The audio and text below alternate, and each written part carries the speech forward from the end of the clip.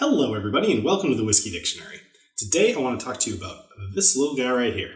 So this is a sample bottle of Booker's 30th. Now, Bill, you never review samples on your channel. Why do you have a bottle of Booker's 30th in a sample? Well, let me tell you. Because I had some shipped to me and unfortunately it got lost in the mail along with a bottle of 2018-04. So it wasn't entirely the shipper's, actually it totally wasn't the shipper's fault, it was my fault because when I gave the address, I forgot to put a little W that indicates I'm on the other side of the street. So this box attempted to get delivered somewhere else, didn't get delivered to me, and no more Bookers. So I think everything's fine, it's on its way back and forth. I probably won't end up with the bottle anyway because I reached back out and I said, hey, can I just have a sample? And everything's fine. That's fine. I hate reviewing samples just because I like the way the bottles look. So, this will allow me to rant for just a minute. But totally nobody's fault but my own. It just sucks. Anyway, so this is Booker's 30th. And this is specifically supposed to celebrate the 30th anniversary of Booker starting this new expression. And what would happen prior to 1988 was Booker would just walk around the rack house and he would find whatever barrels he thought were good, and he would bottle it and he would give it to his friends or ambassadors or people of import that would come by. And in 1988, he decided, hey, this is good enough to do as a full-blown thing. So in 1988, he produced 1,000 bottles of this, and you can imagine the list of people who actually bought this were probably pretty small. And that kind of birthed this whole Booker's thing. 30 years later, in my opinion, they're still going very strong, producing 4 different expressions every year that taste dramatically different, at least to me. So I personally appreciate what they've been doing. Obviously, you guys that have watched the channel know that I'm a fan of Booker's, although I've absolutely given certain expressions, bad grades, but I generally like Booker's. So it made sense for me to review this, even with the sample. That being said, I do actually have another bottle of 2018-04 on its way, a real bottle, so you guys will see that very soon, probably next Wednesday. So let's talk about this guy. Well, Booker's is made of 70% uncut 9-year-old bourbon, and it's also made of 30% uncut and unfiltered 16-year-old bourbon. So before you even taste this or nose this, it's going to smell like oak and probably taste like oak. And that's fair. 16 years is a very long time to age bourbon. So, I don't know if that'll come around. By the way, you might have noticed I have a new camera and a new microphone. So if anything looks weird, going to get better. But hopefully it actually you can kind of see that. Everything should be a little bit more in focus. Anyway, let's go ahead and give this a nose. So, it smells very good. It has a very sweet, oaky nose to it. There is some orange in there, a little bit of caramel, which is probably, I think that's melding the caramel with the oakiness is what's producing that sweet, nice, oaky nose. There's not a ton more going on to me anyway. There's a little bit of spice, but that's generally something that you get in a heavily oaked nose as well. Let's go ahead and give this a taste. Cheers to you and happy birthday, Bookers.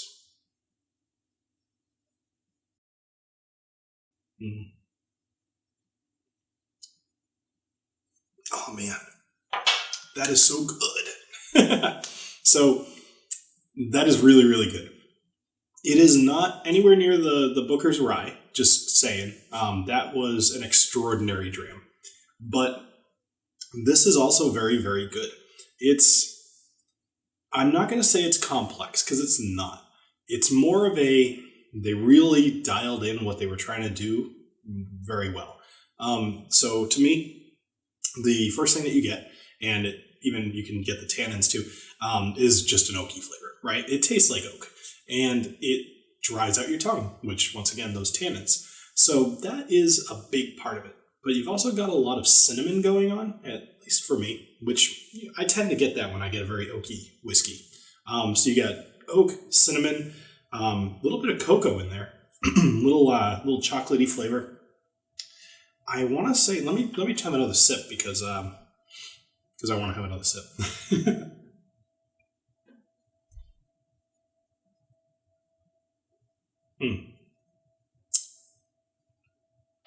Nice thing about a boom mic too, at least I'm assuming, you totally can't hear me swishing whiskey around, so I'm usually a fan of that. There is an aftertaste there, which I want to say is just more oak. This is an interesting dram. It's exceptionally oaky. I don't think I'm doing it a good service though, because when you say oak, cinnamon, and cocoa, that's not really very descriptive, I guess. But let me just more say that this is just very good. If you have an opportunity to try this, you should absolutely. Now, I don't think I would have to tell you guys that if you had an opportunity to try a 30th year anniversary of any sort of dram, or frankly, if I told you that you should go try a bottle of nothing, a $12 bottle, you guys would probably do it anyway, just because we all love whiskey and it's fun to try new things. But here's the downside. The price point on this is ridiculous because it's so hard to get. It's usually about $200, which, in my opinion, based off of what's in here, knowing it's 16-year-old whiskey and, it's a special edition kind of thing, and the box itself is special. $200 actually feels about right for this as a collector's item. But the problem is you can't buy it. You probably would only be able to get this on the secondary market, and I've seen it as high as $750, which is probably not even as high as it will go, because it's still somewhat available. I would guess within 6 months or so, you're going to see it over $1,000, which is ridiculous. So if you are a collector, then do whatever you want. But I would not pay anywhere near that for this whiskey. Mostly just because I don't think I'd pay near that for most whiskeys. So I can't suggest buying it unless you can buy it at retail, at which point $200 for what you're getting into. This is a special edition Booker's. It tastes different, much like every other Booker does, but it is something special. As you can tell, I'm kind of going back and forth about what to give this as a rating, because it just is simply hard to suggest buying anything that expensive to people I don't know. Or, knowing that it could very well be much more expensive. So anyway, I'm kind of rambling here. This is a delicious dram. I would have been doing you guys a disservice if I didn't review it, but unless you can buy it at retail, I would suggest skipping this one, not because of the taste, but because of the exorbitant amount of money that stupid secondary market people charge for things. So, anyway, happy birthday, Bookers. I hope there's a lot more to come, and you know that I'll be there to review it. So, thank you for joining me here on the Whiskey Dictionary, and I hope you have a great rest of your night. Cheers. Hey guys, thanks for watching the episode. So I just finished kind of editing this video, and I figured I'd make a quick little thing. Sorry about the audio. I know it's crap. Gonna fix it for my next video, figure that all out.